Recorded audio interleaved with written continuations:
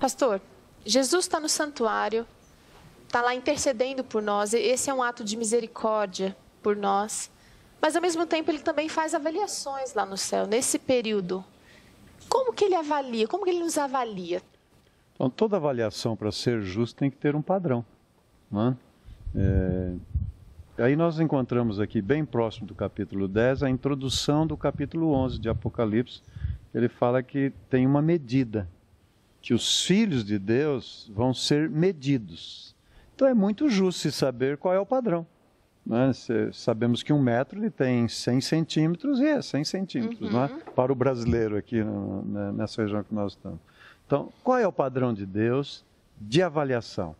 E ele dá o padrão com antecedência. É a lei. A lei, os mandamentos de Deus, a lei. Bom, tradicionalmente, nós estamos acostumados a pensar em termos... Você está falando dos mandamentos, da lei de Deus, os 10 mandamentos. Isso. Então, nós somos avaliados, nós somos julgados através dessas medidas. Esse padrão são as leis. Quais são essas leis? Então, tradicionalmente, nós estamos acostumados a pensar em lei como os 10 mandamentos. Ok. E está certo, são os 10 mandamentos. Só que a lei é muito abrangente. Aliás, os próprios 10 mandamentos você vai e pode ir encolhendo, não é? Já se disse que se você reduzir os 10 mandamentos, pode reduzir a 2. Amar a Deus sobre todas as coisas, ao próximo como a ti mesmo. E, finalmente, há um só, que é o amor, não é? Seja a Deus, seja o semelhante. Também você vai estender isso. Quando você pega um 5º mandamento, por exemplo, que diz, honra teu pai e tua mãe, para que se prolongue os teus dias na terra. Bom, aí está implícito lei moral e lei física. Só que as pessoas não prestam atenção nisso, não é? Então, estar em harmonia com os pais, não é? Viver em harmonia com os pais, respeitar, reverenciar os pais, não é? Isso tem que ver com prolongar a vida. Isso tem fisiologia envolvida, que a pessoa, ao estar em harmonia, ao estar bem, ao estar respeitando, ele vai ter um tipo de produção hormonal dentro dele, que vai favorecer isso. Então, quando a gente estuda todo esse contexto, então nós vemos que tem leis físicas e leis morais. Nós não estamos muito acostumados a lidar com as leis físicas, mas elas são reais.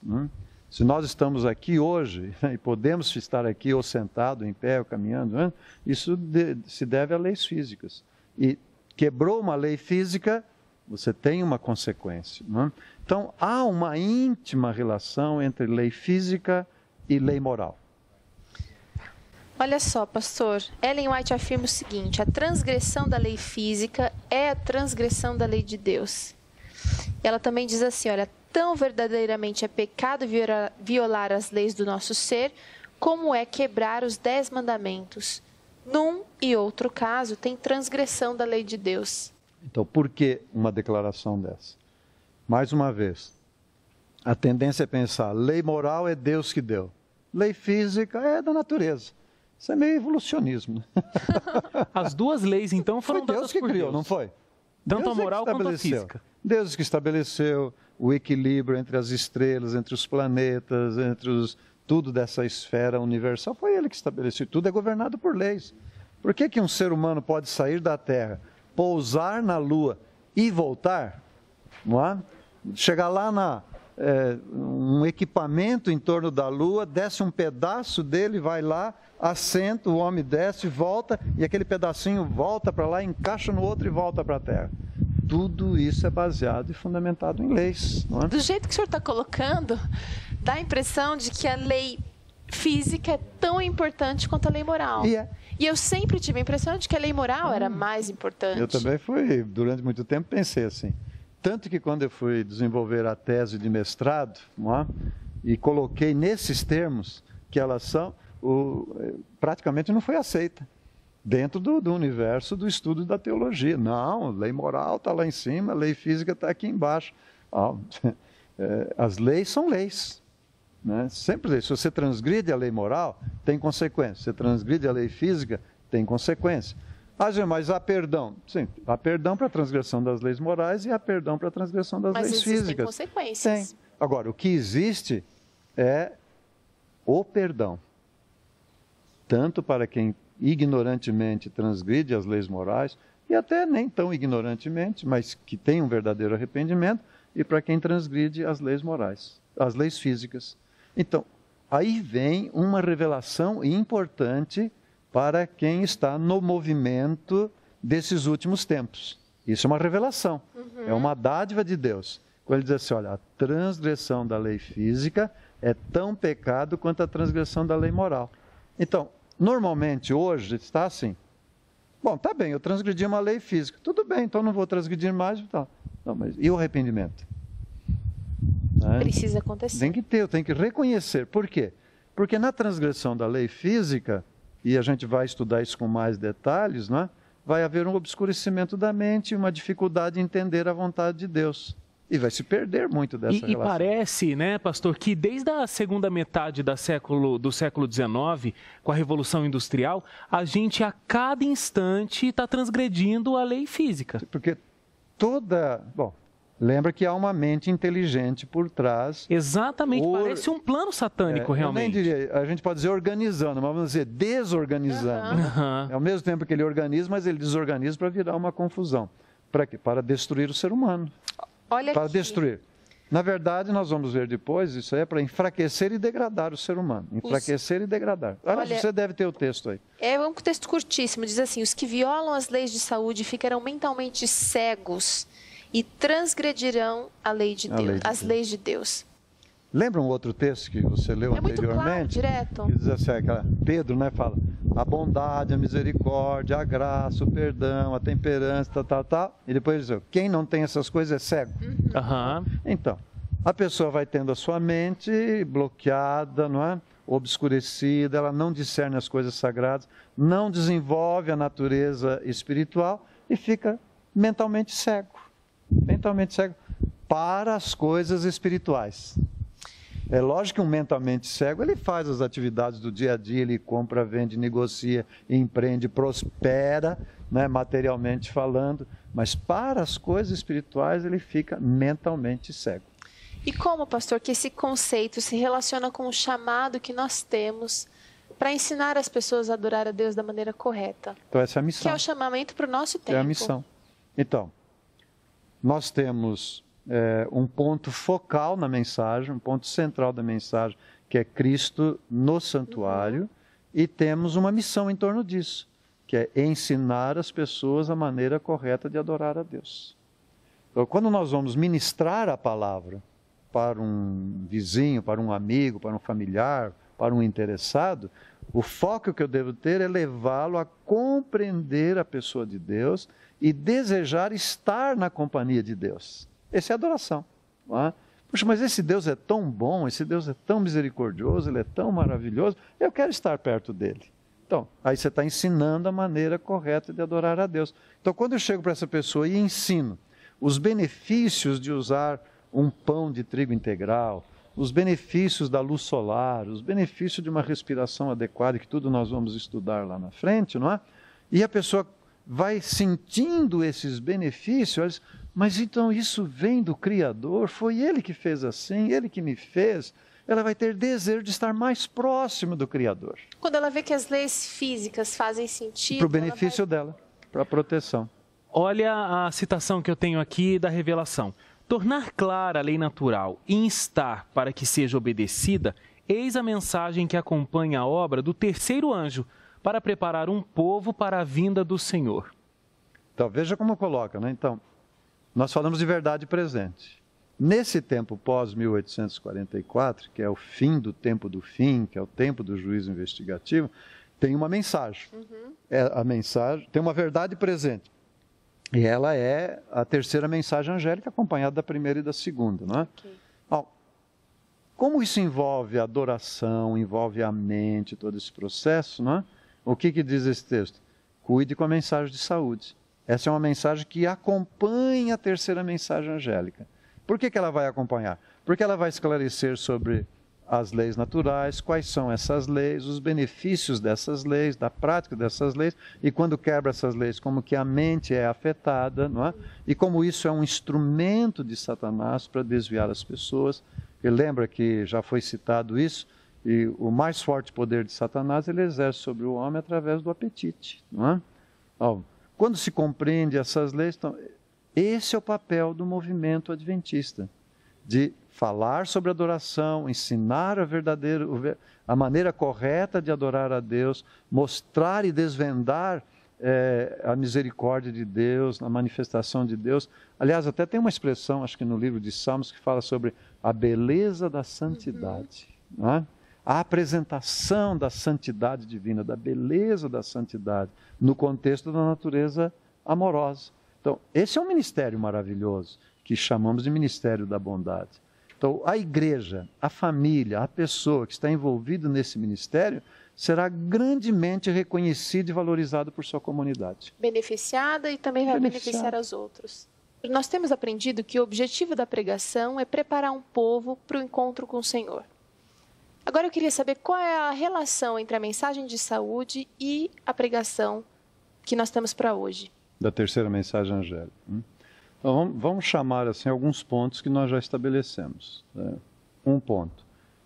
A mensagem para esse tempo chamamos de verdade presente. Há um chamamento, há um ide apropriado para esse tempo, que está determinado em Apocalipse capítulo 10. Também se apresenta, da parte de Deus através da revelação, que segredos seriam revelados neste período através dos profetas. Nós temos a mensagem dos profetas antigos e temos a mensagem através de uma mensageira para este tempo, que chamamos de Ellen White. Aliás, é bom fazer uma ressalva, que a própria Ellen White nunca se chamou de profeta. Ela sempre se colocou como uma mensageira. Cada vez que perguntavam para ela, a senhora é uma profeta? Ela dizia, eu sou uma mensageira. E esse capítulo, mensageiro nas Escrituras, é um grau até superior a profeta. Raríssimas pessoas na Bíblia foram escolhidas como mensageiro. É um cargo de muita confiança. Muita confiança. João Batista é declarado ser nunca operou milagre, nunca fez coisas fantásticas assim, mas ele foi chamado como um mensageiro. Ele veio para preparar o caminho para a primeira vinda de Jesus. O ministério de Ellen White está dentro desse contexto. Então, para compreender um pouco melhor esta relação da terceira mensagem angélica com a mensagem de saúde, nós vamos nos valer das revelações dadas através de Ellen White neste período pós-1844. Isso é importante. Então, quando lemos os seus escritos, que são abundantes, mais ou menos 20 mil páginas foram escritas a respeito de saúde, em todos os 70 anos de ministério dela. Então, para analisar isso, ou quando analisamos esses escritos, nós encontramos três expressões. Nós encontramos a expressão obra médico-missionária, encontramos a expressão temperança e encontramos a expressão reforma de saúde. Então, são três pontos. Temos que lembrar o elemento fundamental ligado à saúde, que é lei natural. Toda vez que estamos falando de obra de saúde, temos que lembrar que existe um princípio envolvido ali. E lembra que já mencionamos isso, que princípio não muda, não é? Então, há uma lei que rege todas as coisas. Então, o que significa realmente reforma de saúde? A reforma de saúde é quando um filho de Deus, ele ouve a revelação, ele entende que aquela revelação está ligado à mensagem de saúde e ele vai agora viver aquela mensagem. Então ele está fazendo uma reforma, uma transformação, né, dentro dos princípios de saúde. Aí você tem a expressão obra médico-missionária. O que seria a obra médico-missionária?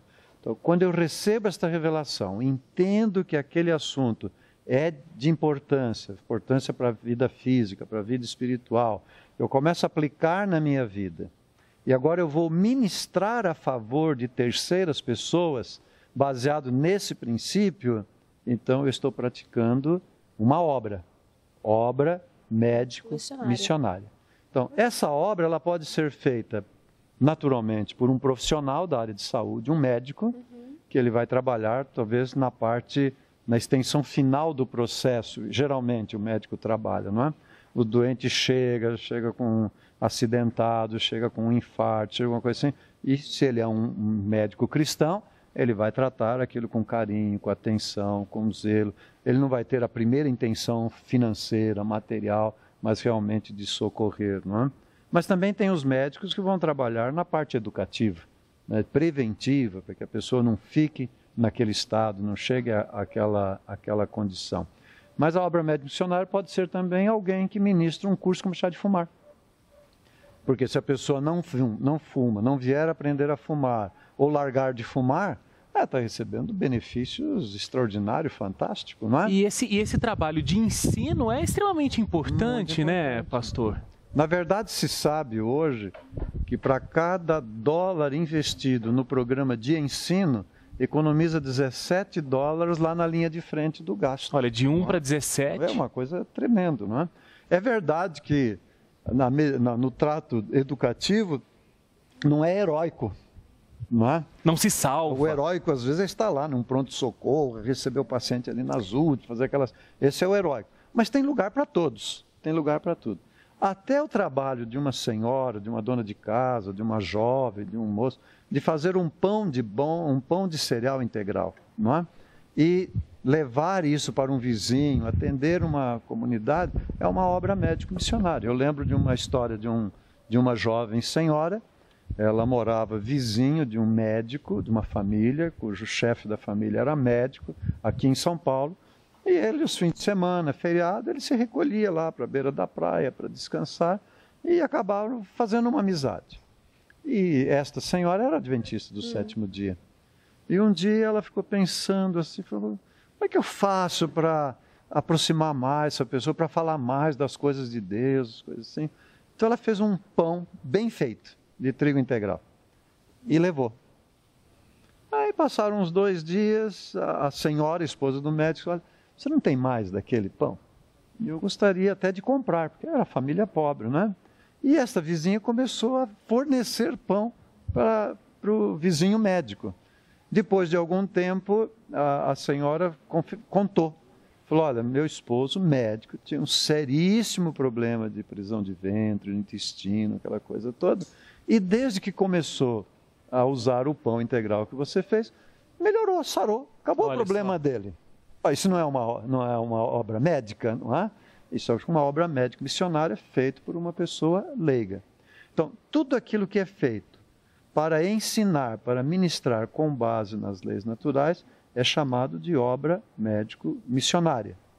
Para a vida pessoal, você está fazendo uma reforma de saúde. Não é? Então, aí vem o termo temperança. Temperança. Qual é o princípio envolvido na temperança, que tradicionalmente a gente fala que é um equilíbrio, não é? É ser equilibrado. Então, mas ser equilibrado baseado em quê? Você tem que ter um padrão, não é? Qual é o padrão? É a lei. Mais uma vez, é a lei natural. Então, a obra médico-missionária, ela pode fazer uma obra médica, de assistencial. Mas quando que ela é obra médico-missionária no contexto da revelação pós-1844? Quando ela está baseada nas leis naturais. Que a pessoa está aprendendo a viver com base nas leis naturais e está ministrando com base nas leis naturais. E isso promove uma reforma de saúde, se está relacionado à família cristã ou à igreja que está vivenciando isso. Não é? E no caso da temperança? Bom, então é o equilíbrio baseado na lei. Então, numa frase bem simples, a gente diria assim, viver dentro dos limites da lei. O que é viver temperantemente? Viver temperantemente é viver com equilíbrio, não ser fanático. Não, não é isso. É viver com equilíbrio, isto é, dentro dos limites da lei natural. Posso dar um exemplo? Vamos lá. Veja, o sono, o repouso. Então, uma das leis é que as leis é governada ali por hormônios. Os hormônios vão atuar, não é? Se você deita cedo, e levanta no começo da manhã. Você está dentro desses princípios das leis, não é? Você vai ter lá, depois nós vamos ver, tem o hormônio da melatonina, o hormônio do crescimento, o hormônio da cortisona, não é? Todos eles contribuem para um bom sono, E para desfrutar desse bom sono, tem que se deitar em torno das 10 horas, 10h30 da noite, não é? Para desfrutar do melhor da melatonina e do hormônio do crescimento, porque depois da meia-noite já vai ter dificuldade com esse assunto do hormônio do crescimento. Isso tudo é baseado em leis, é governado por leis. Temperança. Pronto. Então o que é equilíbrio, temperança em relação ao sono? Deitar cedo e levantar cedo. Pastor, tem uma citação aqui do livro Temperança que diz: a temperança sozinha é o fundamento de todas as graças que vêm de Deus, fundamento de todas as vitórias a serem ganhas. A temperança sozinha é o fundamento das graças e vitórias? Queria que o senhor explicasse esse termo para a gente. Então, ela é uma experiência básica, fundamental. Então, lembre que nós estamos falando de mente, de adoração, não é? E a mente é governo. Todo esse funcionamento do nosso corpo e do cérebro é para ter um lugar apropriado para a atuação da mente, não é? Que é tudo um mistério isso, né? Mente, espírito, é uma coisa misteriosa que está lá. Ela existe, a gente sabe que está ali, a gente vivencia isso, mas não detalha. Mas o fato é que se o corpo não é cuidado com base nas leis naturais, vai afetar a mente. Daí que Paulo fala: rogo-vos, pois, irmãos, que apresenteis os vossos corpos em sacrifício vivo, santo e agradável a Deus, e este é o vosso culto racional. Então, você só vai ter um culto racional se a mente está sendo bem cuidada, se o corpo está sendo bem cuidado. Então, por isso que ele é uma experiência fundamental. À primeira vista até parece uma citação exagerada. Exagerado. É a graça de todas as vitórias e graças, é o fundamento de todas as graças e vitórias. E de todas as vitórias. Por quê? É no lobo frontal, né, de nosso cérebro, no lobo frontal, que está a sede da inteligência, da razão e das convicções morais e espirituais. Então, se a pessoa não cuida com o seu corpo, aquilo que ele come, aquilo que ele bebe, coisa assim, ele vai afetar o lobo frontal. Então, é nesse nível do lobo frontal que vai se dar a batalha do bem contra o mal, da natureza carnal, natureza espiritual, da influência do Espírito Santo, da influência maligna, ó. Porque quando a pessoa se assenta para ver um filme, por exemplo, dependendo do conteúdo do filme, ele vai afetar diretamente o lobo frontal. Não é? Então, por isso que é uma experiência fundamental. É a maneira como você vive, como você cuida do corpo. Então, esse chamado equilíbrio, a temperança. O limite é a lei. Se eu estou indo num caminho que a lei vai ser transgredida, é tempo de retornar. A segurança está em viver dentro dos limites da lei. Você transgrediu as leis do sono, ficou horas sem dormir, noites sem dormir, dormiu pouco cada noite, então vai ter problema de temperamento, da natureza, irritabilidade, agressividade, e vai ter uma série de dificuldades de afetar os relacionamentos. Não é? Então, certamente. Por isso que diz que é uma experiência fundamental. Então, não podemos aplicar isso assim, como se fosse, bom, então se você não for temperante, você não vai ser salvo. Não está dizendo isso aí. Salvo nós somos pela graça. Salvo nós somos pela morte substituta de Cristo. Sim. Agora, nós estamos no processo da santificação. Nós estamos no processo da transformação. E nós não somos crentes naquela filosofia de que salvo uma vez salvo, salvo para sempre. A salvação ela precisa ser conservada, precisa ser preservada. Então, no processo de conservar a salvação, no processo de santificação, de transformação, a temperança, isto é, o equilíbrio, viver dentro das leis naturais, ele é básico, ele é fundamental. Eu tenho uma outra citação aqui, agora do livro Atos dos Apóstolos. Diz o seguinte: a obra de transformação da impiedade para a santidade é contínua. Exatamente isso que o senhor estava colocando. Dia a dia, Deus opera para a santificação do homem, e o homem deve cooperar com ele, desenvolvendo perseverantes esforços para o cultivo de hábitos corretos. Deve acrescentar graça à graça, e assim procedendo num plano de adição, Deus opera por ele num plano de multiplicação. Explica pra gente isso, pastor. Esse texto é fantástico. É lindo. Esse texto é fabuloso, não é? Por isso que a revelação é maravilhosa. Às vezes, meia dúzia de linhas, um parágrafo, traz uma iluminação, uma coisa impressionante. Até de consolo, de esperança. Vale a pena até copiar esse texto, guardar dentro da Bíblia, sabe? Ou de um inário, ou de alguma coisa para ficar às mãos, porque ali mostra que é sempre uma dificuldade para o ser humano. Bom, se eu sou salvo pela graça, então eu não tenho nada para fazer. Tem muita pregação que é assim. Bom, mas se eu não tenho nada para fazer, então eu posso fazer tudo o que eu quero? Não, então não é bem assim, não. Você não pode fazer tudo o que você quer. Mas qual é o meu papel? Então, esse texto, ele ajuda a esclarecer o plano da salvação, o plano da redenção. Não é? E tudo é salvação. Finalmente, tudo é salvação. Mas do ponto de vista didático, de aprendizado, de funcionabilidade desse plano, você tem a salvação, a santificação e a glorificação. É assim que a gente aprende, não é?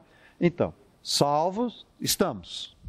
Agora que estamos salvos, o plano de Deus é nos levar à glorificação, que é, finalmente, a sua completa imagem e semelhança e livre da influência da natureza carnal, completamente, e viver no novo céu e na nova terra. Lá a glorificação. Então, nós estamos entre a salvação e a glorificação. Então, esse período é da transformação, do aperfeiçoamento. E aí esse texto diz, Deus tem uma parte a fazer e o homem tem uma parte a fazer. Então, saber qual é a minha parte é um alívio, é um consolo maravilhoso. Então, qual é a parte de Deus? É transformar de natureza carnal em natureza espiritual. É transformar de uma facilidade para se irritar, para ser agressivo, para mentir, para não perdoar, para a paciência, a tolerância, o perdão, a pacificação. Esse é o trabalho de Deus e o Espírito Santo é o agente. Nada que eu faço realmente contribui para essa transformação. Agora, diz lá, mas o ser humano deve cooperar com Deus. Dá um exemplo disso para a gente, mas ele diz cooperar de que maneira? Veja. Desenvolvendo perseverantes esforços para o cultivo de hábitos corretos. Então, qual é a minha parte? Desenvolver perseverantes esforços para praticar hábitos corretos. Mais uma vez, qual é o padrão para estabelecer se o hábito correto ou não? É a lei. Não é? Se é no plano moral, é a lei moral. Se é no plano físico, a lei física. Não é? Então, cada um de nós fomos criados de uma maneira. Você talvez tenha sido criado num lar cristão. Eu fui criado num lar meio assim. A gente adquire determinados hábitos e práticas, não é? Mas um hábito minha mãe me ensinou.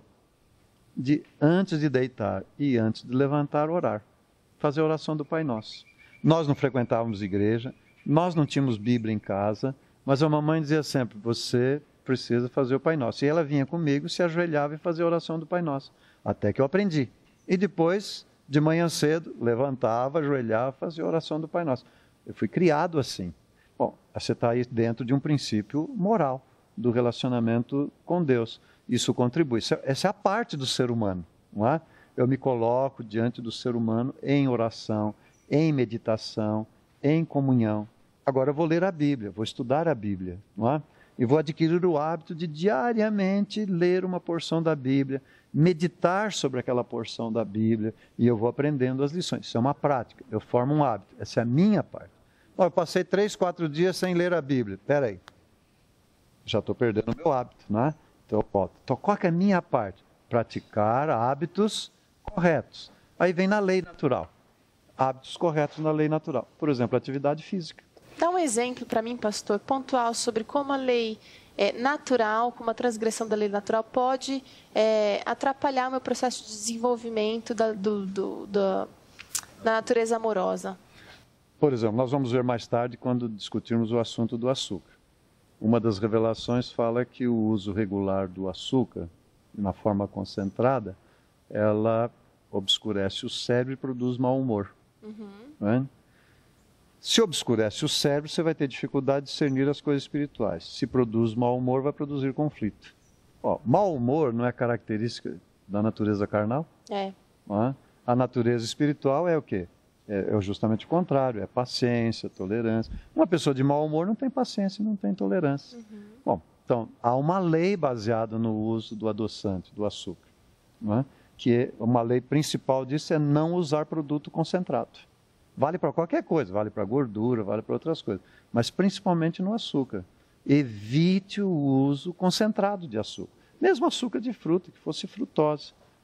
Você concentrou aquele açúcar, ele já está fora da lei. Então, se for usar, tem que usar em pequeníssima quantidade, uma coisa muito rara, porque ele passa a ser perigoso para a saúde.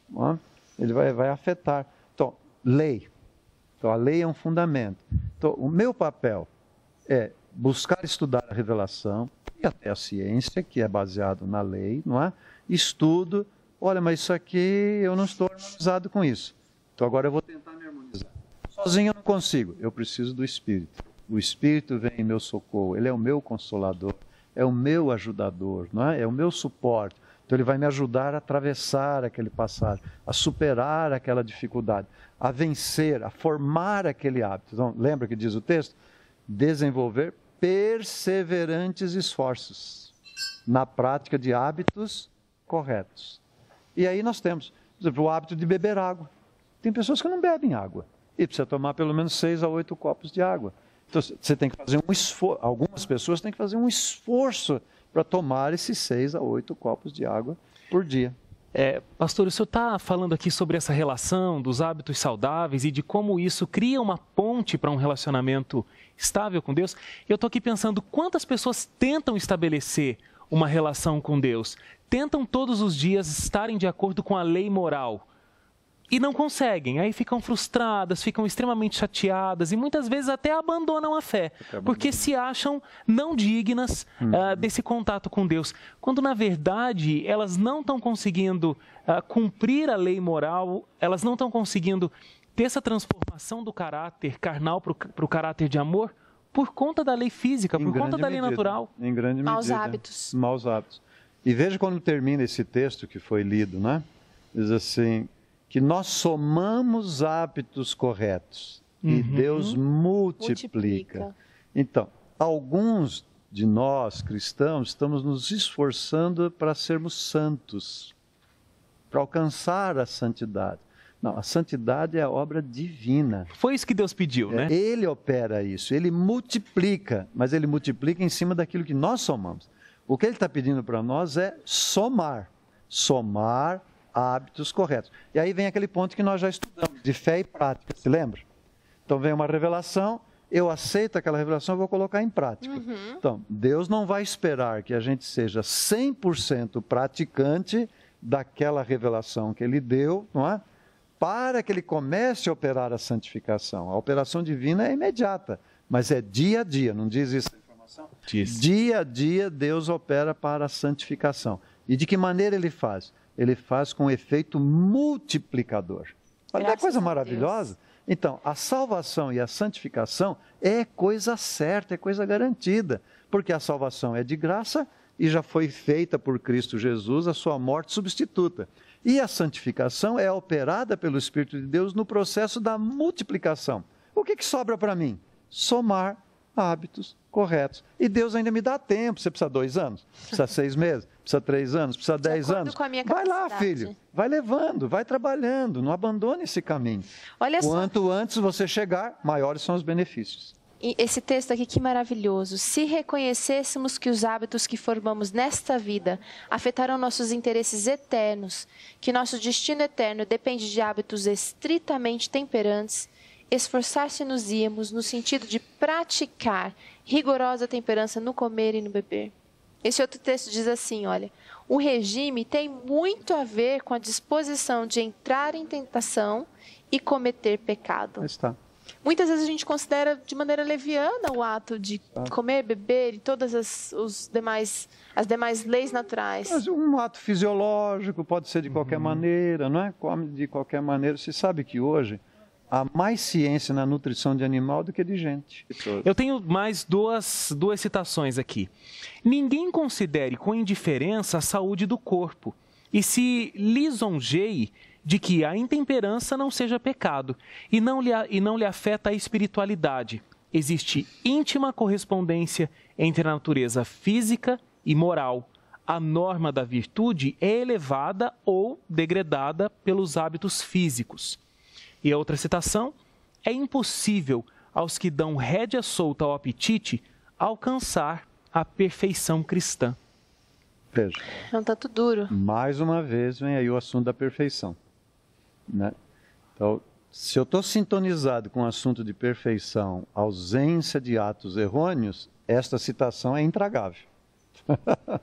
Mas se eu entender que perfeição é sinônimo de natureza amorosa, ela vai ser compreendida. Porque a quebra das leis naturais vai dificultar o desenvolvimento da lei, da natureza amorosa, de todas aquelas características. Agora, que é sério, é sério. É sério. É sério. Não é? Por outro lado, os benefícios de viver com base nesses princípios são maravilhosos, são amplos demais. Né? Com certeza. Então, a qualidade de vida que Deus oferece para nós, né, que a revelação apresenta, esses conceitos da revelação. E vocês perceberam que, falando da mensagem de saúde, o tempo todo a revelação está falando de salvação e transformação, de salvação e santificação. Não é? Então, isso, na verdade, é uma coisa só. Não é reforma de saúde uma coisa e salvação e santificação outra. Esse é um São todo coisas únicas. único. Que grandes revelações! Existe um caminho a ser trilhado, um caminho guiado por Deus que leva a uma vida plena, viver como Deus planejou, sermos tudo que Deus planejou. Mas cabe a nós cooperarmos com Deus nesse caminho e segui-lo até o fim. Segundo o modelo de Deus, o caminho torna-se mais fácil. É por isso que Deus nos deu as leis naturais. Elas são como muros de proteção. E quem cuida de nós dentro desse muro é Deus. Nós formamos hábitos corretos. Ele multiplica graças e vitórias.